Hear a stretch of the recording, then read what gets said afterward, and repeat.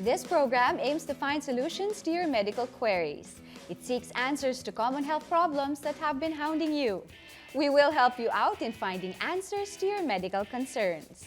I'm Angel Jacob and this is MedTalk, your weekly on-air health consultation here on the Solar News Channel.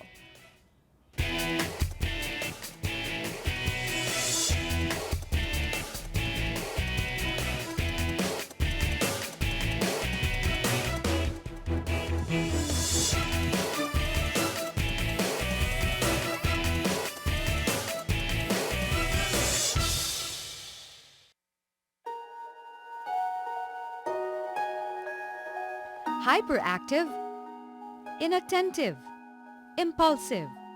These are just some of the ways to describe someone who might be suffering from attention deficit hyperactivity disorder or ADHD.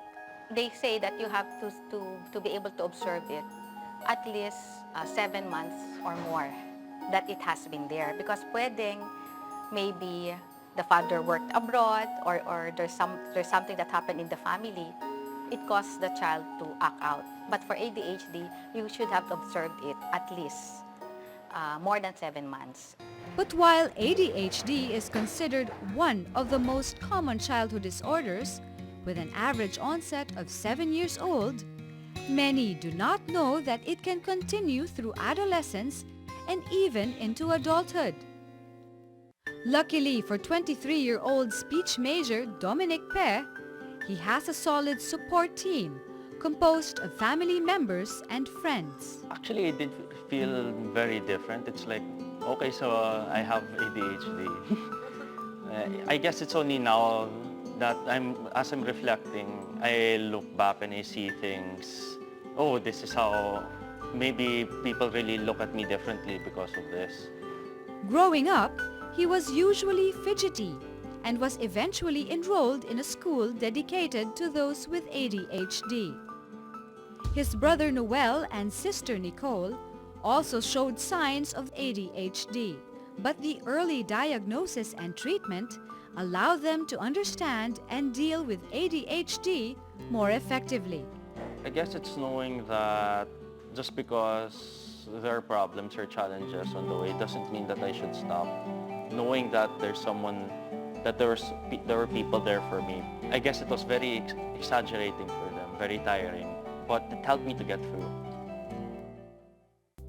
What are the common symptoms of ADHD?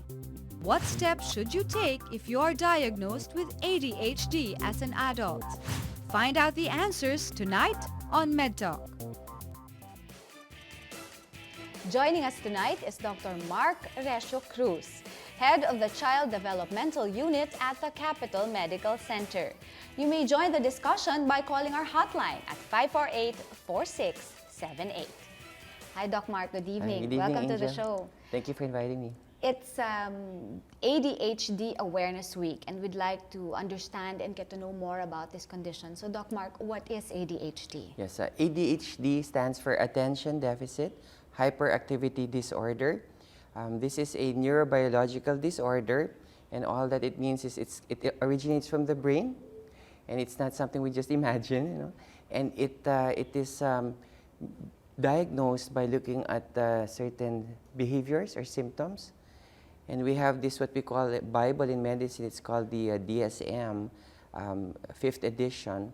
And here it lists 18 symptoms, and you have to have at least 12. And if these symptoms are present in more than one setting, like say at school, at home, at church, etc., and they start to affect the child's functioning, and we're talking about academic, social, or occupational functioning, then we might diagnose ADHD. You talk about symptoms, doctor. That's right. Now let's go to the manifestations of someone who might have ADHD. So there won't be any probably physical manifestation, but we focus on 3 main symptoms. Hyperactivity, where the person has a lot of extra energy, and then impulsivity, which is the inability to inhibit oneself. So they will blurt out things, and they will touch things to the point things end up being broken. And inattention, lack of focus. just those 3 symptoms. In the video, it was mentioned, there was a time frame that's mentioned, 7 months. What exactly yes, does yes. that mean? So the symptoms have to be, in a way, chronically seen for at least 6 months. So that's if 7 months was mentioned, and present in children less than 12. So you see it early on. The inactivity or the hyperactivity, aren't kids really hyperactive or really, always curious about their surroundings? So how do you They are, distinguish that's right. between a very hyperactive child and someone who might have ADHD? So we would hold off on diagnosing ADHD in, say, preschool children, because as you say, they are normally active and we want them to be that way. But at a certain point, I wait till the age of 6. Usually by the age of 6, a child is able to sit still in class and be able to focus and be productive. And so again, we don't just diagnose based on the symptoms alone. So if the child is in preschool, then we just expect them to be playing and socializing. But when they sort of get into the grade level, like say grade 1, there are certain expectations, say academic expectations, and that have to be fulfilled, that if they are not fulfilling it, then we might consider ADHD. Doctor, we'll go back to that. I think we have a caller on the line. Hi. Okay, later we'll go back to that, doctor. So let's now talk about you mentioned a child who might have ADHD because they show signs and symptoms when they're going to school already. So what are the types? I understand there are 3 types of ADHD. That's right. There is the hyperactive impulsive type. The second one is the inattentive type, and those are usually missed early on because they're just quiet and they're not really hyperactive, but they might be daydreaming in class. And the most common is actually the combined type. They are both hyperactive, impulsive, and also inattentive. So briefly, doctor, any manifestation of each of the types? Yes. So for hyperactivity and impulsivity, you would see a child who often runs and climbs instead of walking to their place of But destination. that's normal, diba, doc? That can be normal, that's right. And remember, we talk about certain ages and functioning as well.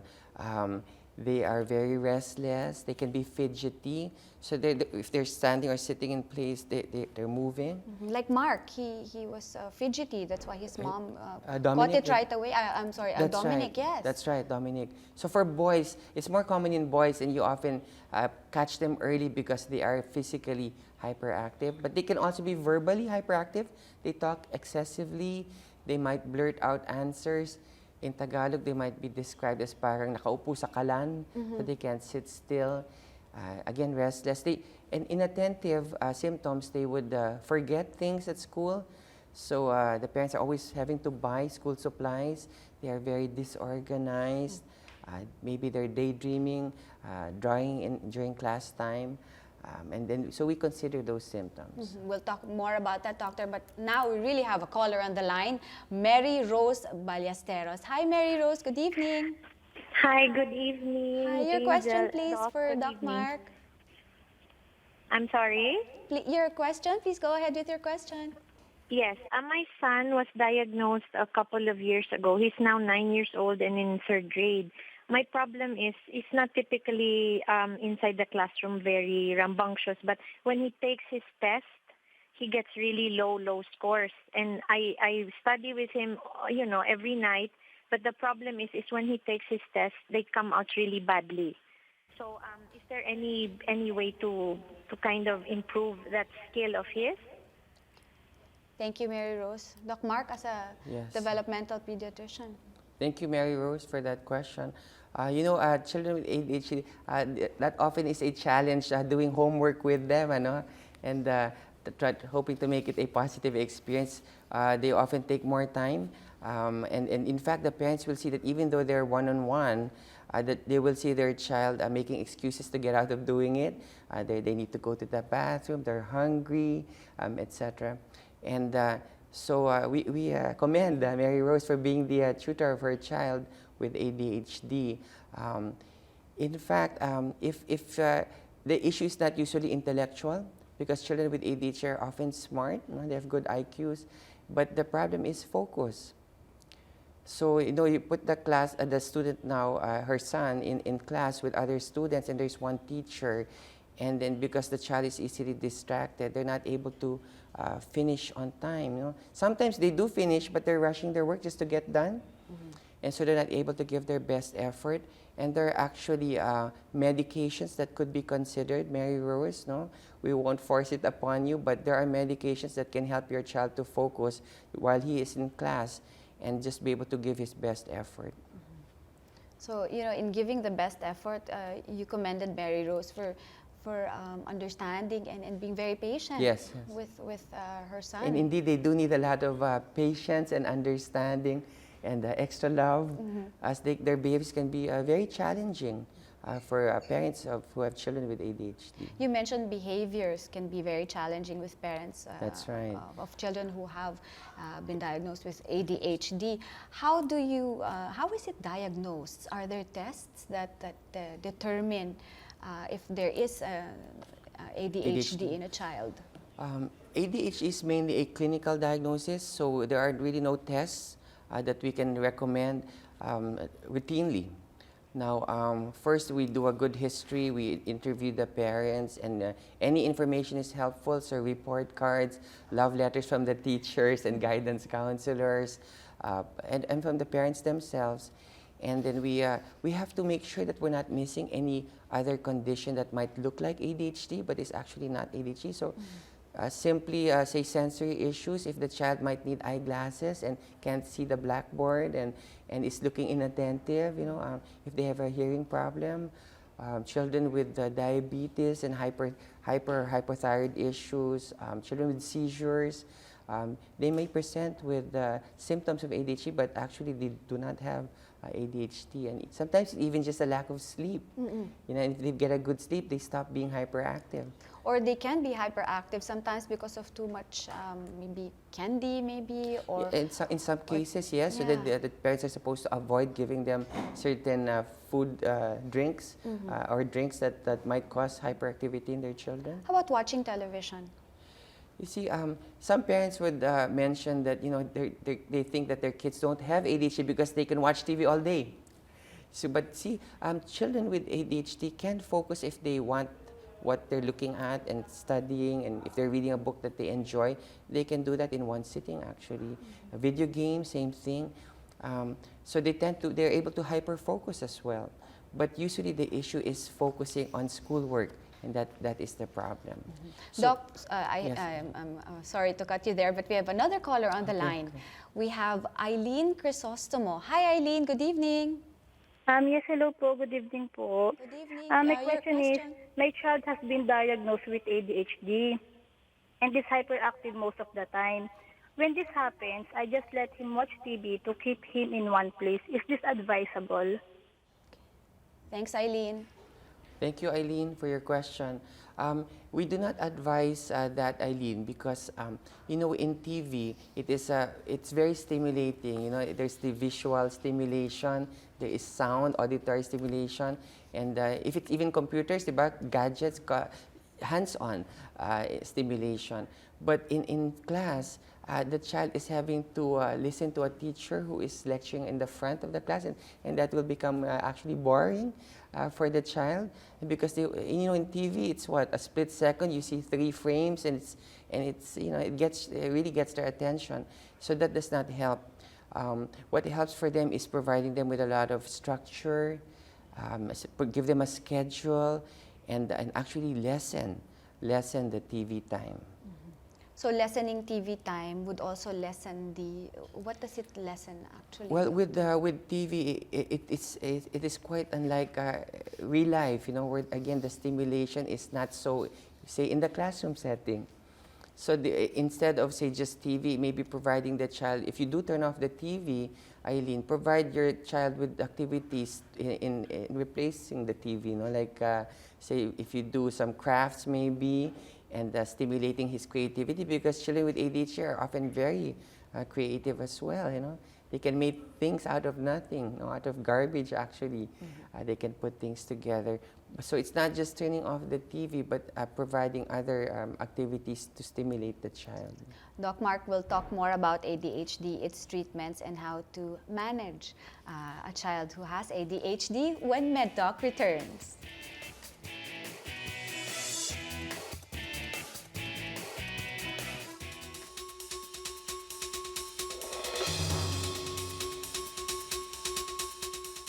While ADHD does not have a known cause, studies suggest that there might be a probable connection between alcohol intake and smoking during pregnancy and ADHD in children.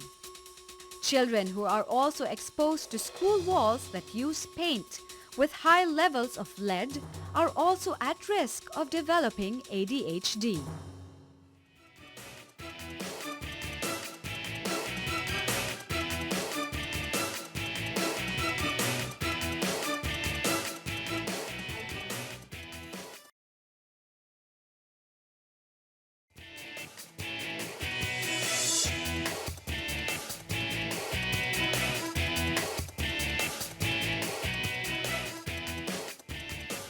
We're back here on MedTalk, still talking about ADHD. Doc Mark, let's now go to the causes. What are the possible causes of ADHD? Well, we do know that ADHD is a genetic condition, so namamana siya. Like in the case of Dominic, Like his in Dominic's brother and case. his sister. That's right, oo. And I think even a parent. Oh, But okay. I know the parents are good friends too, and wonderful advocates for people with ADHD. It's not to blame anyone, but there is a very heavy genetic predisposition, meaning that if you diagnose someone with ADHD, if you look at their family tree, there will be a good number of direct family members who would have the condition, more commonly seen in boys, but you can have it in girls as well. There's also prematurity, children who are born early, and children who were in their mother's wombs and were exposed to alcohol, cigarette smoke, nicotine basically, drugs maybe when the mom was pregnant. Any injury to the brain can cause ADHD as well. Children who were neglected, abandoned, this might aggravate the condition of someone who has ADHD. We've mentioned the causes, no, doctor. How about the cure for those who have been diagnosed with ADHD? There is really no cure for ADHD, but it is a very manageable condition. That's the good news. And mainly a lot of, again, love and understanding, as Dominic experienced from his family. We do behavior modification. So there are certain negative behaviors that a child is exhibiting. So what can we do? What can we talk to the parents about how to handle those misbehaviors? And we want to focus on more of the positive reinforcement, offering rewards, a lot of praise, and the positive good words of love and encouragement. And there's also, again, the medicine that we can also use for children with ADHD. It's not a cure, but it helps to minimize the symptoms of ADHD. Doctor, we have a question from Twitter. My friend told me that in the States, they have ADHD coaching for adults. Is this also available in the Philippines? What are my options? Yes, that's right. It's ADHD coaching or mentoring, kind of like having a life coach. And you can, if you have a kid with ADHD, you can in fact find a faculty member, maybe in school, a teacher, who would be able to just check up on your child and say even 10, 15 minutes a day.